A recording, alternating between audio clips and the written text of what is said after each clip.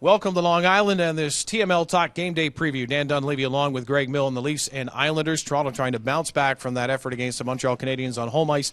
And the Islanders, who play better on the road than they do at home, trying to figure out things here. Yeah, an interesting situation tonight. The Maple Leafs were not very good last night, and their good players, their best players, were not very good at all. So they need some bounce-back games here. Phil Kessel, James Van Riemsdyk for sure. Tyler Bozak's line was not very good last night against the Montreal Canadiens.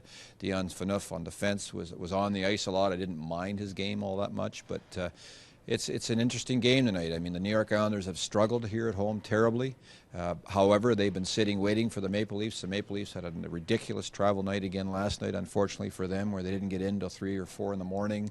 Had some issues with travel getting into New York. So this will be another character test for the Maple Leafs against a team that is sitting waiting for them. The Islanders are a very opportunistic group of players to me. I remember the win that they had in Toronto. They did not get off to a good start, but then whenever the opportunities presented themselves, they took advantage of it. And you look to the guys of the Molson and Tavares, and I know secondary scoring you're going to talk about is a bit of an issue, but boy, you give those first two guys a chance, and they can make it a long night for you. Well, they can, and they're a terrific line, and Molson and Tavares. Tavares, to me, is one of the better players right now in the National Hockey League. I think he'll be looking at the Olympics next year if the players go. Certainly he's a candidate. He's that good for Canada. And but you're right, they have an issue with the rest of their team in terms of scoring. So quite simply, in layman's terms, you shut down the big boys here in the island with Tavares, you're going to be in for a night where you have a pretty good chance of winning.